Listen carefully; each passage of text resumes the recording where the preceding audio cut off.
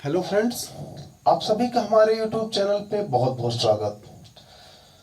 आज हम आपको बताएंगे भारतीय संविधान में विदेशी सूत्र क्या क्या है, क्या क्या हमारे भारतीय संविधान में बाहर से जोड़ा गया है। जब हमारा भारतीय संविधान बना था उसमें क्या क्या विदेशों से, क्या क्या दूसरे देशों से ग्रहण किया गया है, हम उसको आपके साथ डिटेल से बात करेंगे।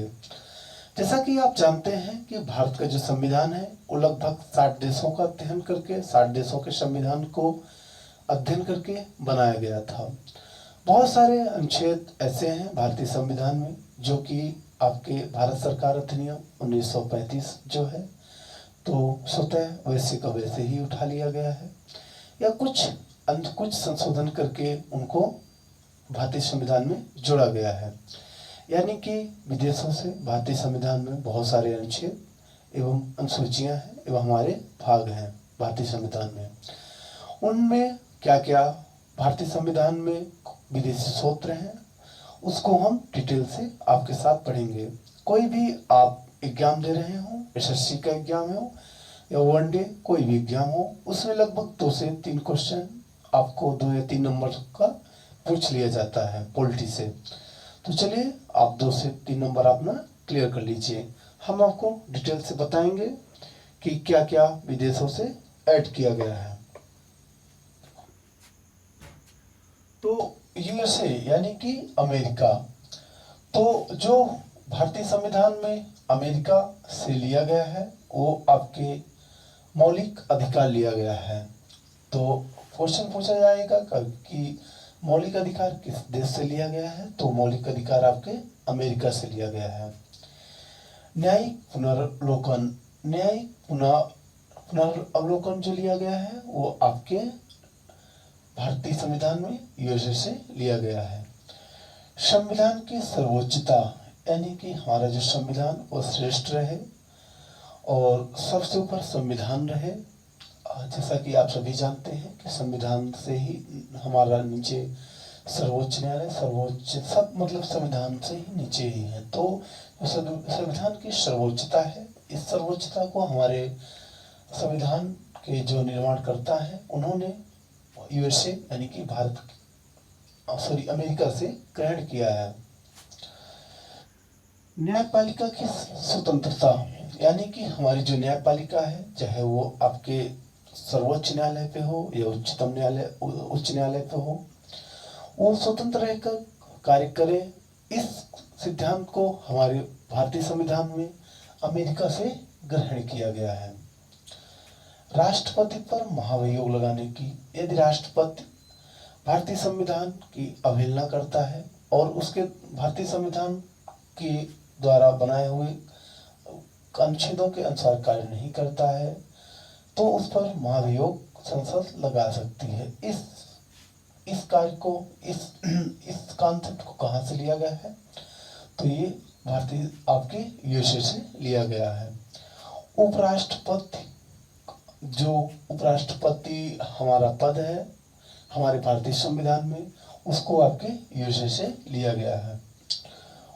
उच्चतम एवं उच्च न्यायालय के न्यायाधीशों को हटाने की व्यवस्था, तो जो उच्चतम एवं उच्च न्यायालय के न्यायाधीश हैं उनको किस प्रक्रिया से हटाई जाए, इसकी पूरी व्यवस्था जो ग्रहण की गई है हमारे भारतीय संविधान में वो आपके यूएसए से यानी कि अमेरिका से ग्रहण की गई है। वित्तीय आपातकाल यानी जो कि भारतीय संविधान के अनुच्छेद 360 में है वित्तीय आपातकाल, ये आपके भारतीय संविधान में 360 जो है वो यूएसए से लिया गया है। तो यहाँ पर 2 प्रकार से क्वेश्चन पूछा जा सकता है कि अनुच्छेद 360 कहाँ से लिया गया है, तो ये आपके यूएसए से लिया गया है। तो सर ये भी पूछा जा सकता है कि वित्तीय आपातकाल कहाँ से लिया गया है, तो वो यूएसए से लिया गया है। संस्थात्मक शासन प्रणाली अध्यक्षात्मक शासन प्रणाली होती है और संस्थात्मक यानी कि संसदीय शासन प्रणाली होती है और अध्यक्षात्मक शासन प्रणाली होती है। जो संसदीय शासन प्रणाली होती है वो इंग्लैंड से ली गई है। हम अभी बात कर चुके हैं क्या क्या यूएसए से लिया गया है। अब हम बात ये कर रहे हैं कि आपके यूके यानी इंग्लैंड से क्या क्या लिया गया है। तो जो आपके संसदीय शासन प्रणाली है वो आपके इंग्लैंड से लिया गया है। एकल नागरिकता यानी कि एकल नागरिकता का जो प्रावधान है, जो कि केवल सेंट्रल गवर्नमेंट नागरिकता दे सकती है, उसका जो प्रावधान है वो आपके यूके से लिया गया है। जबकि वहीं विपरीत आपके यूएसए में दोहरी नागरिकता का प्रावधान है। एक वो नागरिकता होती है जो आप जिस स्टेट पे रहते हो वहाँ की नागरिकता दी जाती है आपको। दूसरी आपको आपके सेंट्रल गवर्नमेंट आपको नागरिकता देती है। जबकि भारत में एकल नागरिकता है। तो जो एकल नागरिकता का प्रावधान है वो भारत के संविधान में कहाँ से ग्रहण किया गया है, तो यह इस प्रकार से क्वेश्चन आपसे पूछा जाएगा। तो आपको टिक लगाना है कि इंग्लैंड या यूके से ग्रहण किया गया है। ठीक। विधि निर्माण की प्रक्रिया, किस प्रकार से विधि बनाया जाए और किस प्रकार से कानून बनाया जाए। जो हमारी पार्लियामेंट कानून बनाती है, संसद कानून बनाती है, संसद के तो वो जो प्रोसेस है उसका संपूर्ण प्रोसेस कहाँ से ग्रहण किया गया है, तो आपके यूके से ग्रहण किया गया है।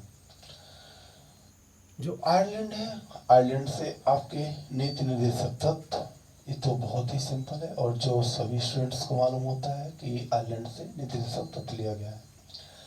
लेकिन राष्ट्रपति के निर्वाचन मंडल की व्यवस्था ये कम लोगों को पता होता है। जो ये चैप्टर पढ़े होते हैं उन्हीं को मालूम होता है। तो आप रिवीजन कर लीजिए कि राष्ट्रपति के निर्वाचन मंडल की जो व्यवस्था है वो आयरलैंड से ली गई है। राष्ट्रपति द्वारा राज्यसभा में साहित्य, कला एवं विज्ञान में मनोनीत करना है। यानी जो राष्ट्रपति 12 लोगों को राज्यसभा में मनोनीत करता है। इस व्यवस्था को, इस प्रावधान को कहाँ से ग्रहण किया गया है, तो आपका आंसर होना चाहिए कि इस व्यवस्था को आयरलैंड से ग्रहण किया गया है। ऑस्ट्रेलिया से क्या ग्रहण किया गया है, तो जो प्रस्तावना की भाषा है वो ऑस्ट्रेलिया से ग्रहण किया गया है। अब क्वेश्चन ये आता है कि प्रस्तावना कहाँ से लिया गया है, तो प्रस्तावना आपके भारतीय यूके से लिया गया है, यानी कि यूएसए से लिया गया है। क्योंकि जो आपका हमारी प्रस्तावना है वो काफ़ी बहुत ज़्यादा स्ट्रांग है और प्रस्तावना ही, यदि आपने प्रस्तावना को पढ़ लिया है तो आप पूरे संविधान को समझ सकते हैं कि भारत का जो संविधान है वो किस प्रकार का है। लगभग जो सारांश है वो प्रस्तावना में दिखा दिया गया है।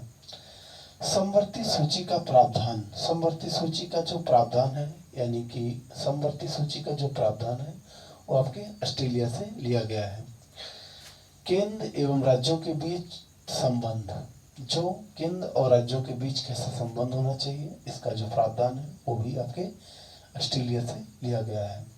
एवं शक्तियों का विभाजन, यानी केंद्र के पास कौन सी शक्तियां रहेंगी और राज्य के पास कौन सी शक्तियां रहेंगी, ये आपके ऑस्ट्रेलिया से ग्रहण किया गया है। संसदीय विशेषाधिकार, यानी कि संसद को कौन कौन से विशेषाधिकार होने चाहिए, स्पेशल राइट्स होने चाहिए, इस कॉन्सेप्ट को हमारे संविधान में ऑस्ट्रेलिया से ग्रहण किया गया है। जबकि आपके जर्मनी से आपातकाल के समय राष्ट्रपति को मौलिक अधिकार संबंधित शक्तियां, यानी कि जब भारत में आपातकाल राष्ट्रपति यदि लगा देता है तो उस समय कौन कौन से मौलिक अधिकार में संशोधन करें या कौन कौन से मौलिक अधिकार संसद और राष्ट्रपति निरस्त करे या उनमें कुछ संशोधन करे, इससे संबंधित जो आपके अधिकार हैं वो आपके जर्मनी से लिया गया है। जबकि कनाडा से आपके संघात्मक विशेषताएं, यानी कि संघ की ओर ज़्यादा मजबूत होना। वैसे भी मैं आपको बता दूं कि भारत एक है, यानी कि भारत राज्यों का संघ है, यानी कि भारत केवल आपके प्रशासनिक सुविधा के लिए भारत को राज्यों में डिवाइड किया गया है। भारत स्वयं प्रभु है। तो संघात्मक जो विशेषताएं हैं वो कनाडा से लिया गया है। जबकि अपशिष्ट शक्तियां भी कनाडा से ही ली गई हैं। अपशिष्ट शक्तियां केंद्र के पास होती हैं। ये क्वेश्चन बहुत इंपॉर्टेंट है, ये यूपीएससी का क्वेश्चन है। बहुत सारी स्टेट पीएससी इसमें भी क्वेश्चन पूछा जा चुका है कि अवशिष्ट शक्तियाँ किसके पास होती हैं। तो अवशिष्ट शक्तियाँ यानी कि जो संपत्ति और राज्य सूची और केंद्र सूची पे नहीं होती, वो कानून कौन बना सकता है और उसका किसके पास पावर होता है। यानी कि जो प्रावधान आपके सेंट्रल गवर्नमेंट संपत्ति सूची, राज्य सूची और केंद्र सूची पे नहीं होते, उसके अतिरिक्त यदि कोई आता है तो उनके कौन कानून बना सकता है, तो वो आपकी सेंट्रल गवर्नमेंट बना सकती है। अवशिष्ट शक्तियाँ केंद्र के पास होती है। राज्यपाल की नियुक्ति का जो प्रावधान है वो हमारे कनाडा से ग्रहण किया गया है। संघ एवं राज्य के बीच शक्ति का विभाजन किस प्रकार से हो, इसका भी हमारे संविधान में जो प्रावधान है वो कनाडा से ग्रहण किया गया है। दक्षिण अफ्रीका से, ये बहुत इम्पोर्टेंट है, ये आप बोल सकते हैं टू मच इम्पोर्टेंट पॉइंट, बहुत ही इम्पोर्टेंट है।